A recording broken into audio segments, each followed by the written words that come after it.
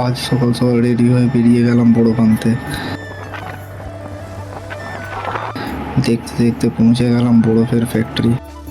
যারা দেখোনি তারা দেখে নাও বরফের ফ্যাক্টরি কেমন হয়। আর আমাদের বড়োপান্তে যেতে হয় মিল্কিতে, যা আমার বাড়ি থেকে প্রায় 10 কিলোমিটার দূর।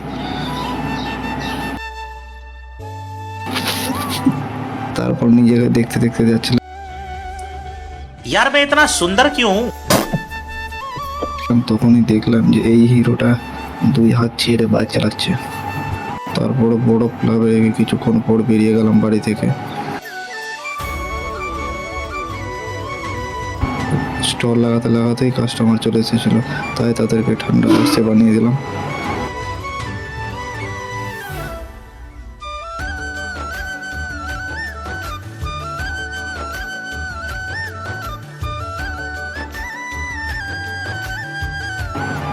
আজকের ক্রাউড তোমরা দেখতেই পাচ্ছ। প্রায় 2-2.5 ঘন্টা কোনো কাস্টমার আসেনি। আমি ভাবলাম যে এতটা দূরে হয়তো আমাকে বাড়ি নিয়ে যেতে হবে, কিন্তু 3টার পরে 1 ঘন্টার মধ্যেই সব দই শেষ হয়ে গেল।